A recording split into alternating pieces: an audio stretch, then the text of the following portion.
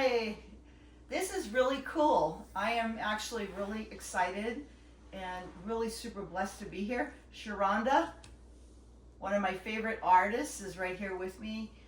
We're in Mount Shasta, and I don't know, it's the way the stars aligned, but I'm actually in the apartment that I used to study the crystal balls 10 years ago or more. This is where it all began. I didn't even know what a crystal bowl was. And Bev Wilson, that owned the shop below us, took me under her wing and would have me stay up here and would give me 3 alchemy bowls a night. And I'd play the bowls every night to the mountain that's right behind me.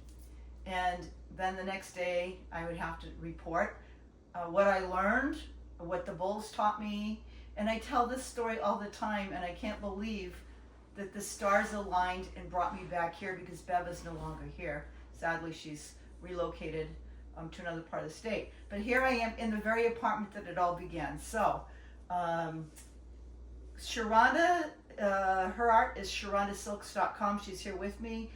She was gracious enough to give me Kuan Yin, feminine energy here. We're working a lot in looking at different timelines, looking at the feminine divine, the masculine divine, what the different dimensional things are going on in the planet right now. And I won't get into all that because basically I wanted to talk about the bowls. But this Mount Shasta, as you know, is very high vibrational.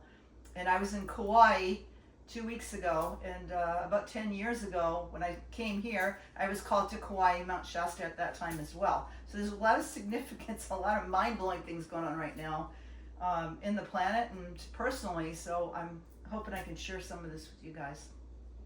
So this is what I do when I have a sound bath. I set it up. Typically, each bowl that I have works for a different chakra. Okay, and these are actually quartz crystals. And this one is an alchemy bowl that actually was one of Bev's first bowls. I finally broke down and got it. They're beautiful bowls. So what I want to do is just talk a little bit about the bowls. So when they're made, they're powdered. They're 99.99% powder, and they're formed to make this bowl, and then they heat it at 4,000 degrees, and that's how you get these bowls. And what happens when you play them,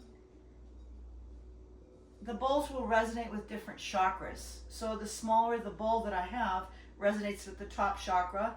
Then the next smallest bowl is the third eye, and I'll just go give you a little demo of those. So this one is the crown chakra. Some of you may feel that in the top of your head. I think I talked about this before. Crown chakra, Sharonda, what is crown chakra? Connection to divine and the heavens. Okay? Mm-hmm. Poor Sharonda being called on the spot. Okay, so that's that one. This one here is third eye, intuition, located between your eyebrows. You may feel that there, or you may not. Crystal bowls move a lot of energy, and sometimes when I'm playing a meditation, people will get discomfort in certain chakras or certain parts of the body, much like when you have acupuncture and a block is trying to move, sometimes you'll get that pain.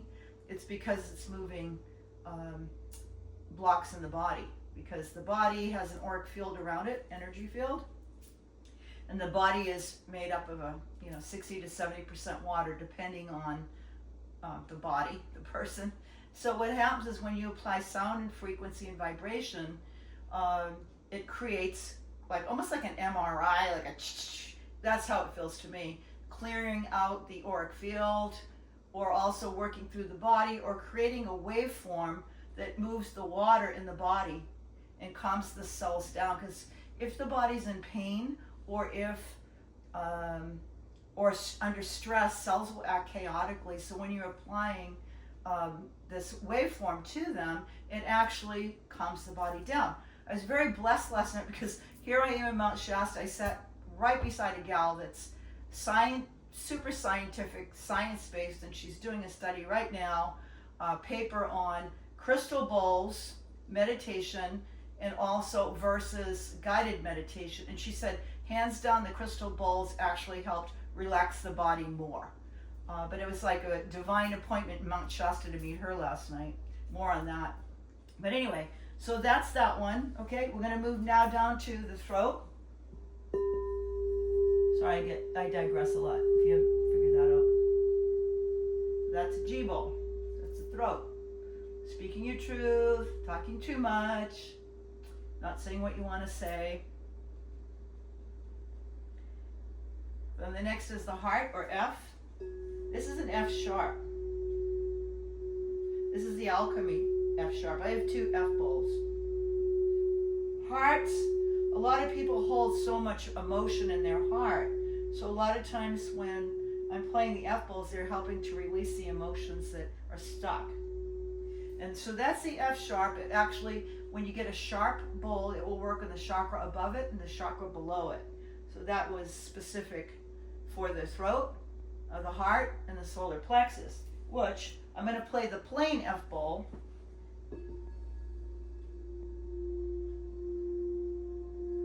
And that's just the heart.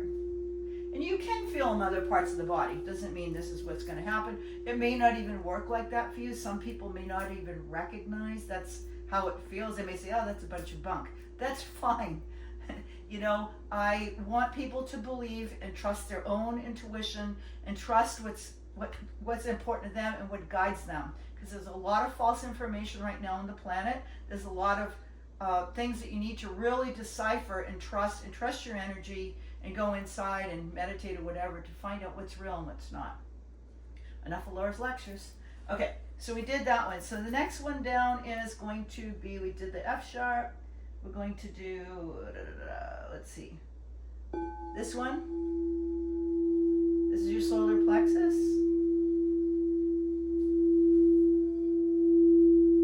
Which is right above your belly button. Cool, huh? Great, I love it. I love it too. I get activated. Most people get really calm when they listen to the bowls, but there's certain people that will actually get them worked up. It gives me more energy, which is probably good because I'm playing them. Sometimes, you guys, I always recommend that you listen to different sound healers and go to different sound bath meditations, because this may not work for you. The crystal bowls are pretty high frequency. They're not for everybody. There's other people that work with gongs and voice or different even styles. So everybody's different.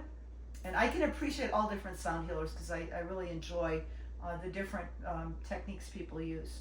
This one is the sacral chakra right below the belly button.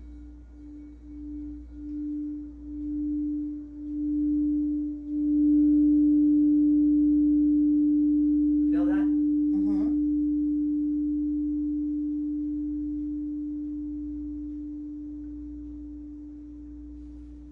Look who's in that little, the big J, as Melanie calls him. So that's D. And the last one is the root chakra, which is like the perineum, the base of the spine, or basically in between the front and the back. I won't get into that too much because this is a G video. Kidding. Okay, and so then this is the root chakra. The Saint Germain is very present here on Mount Shasta.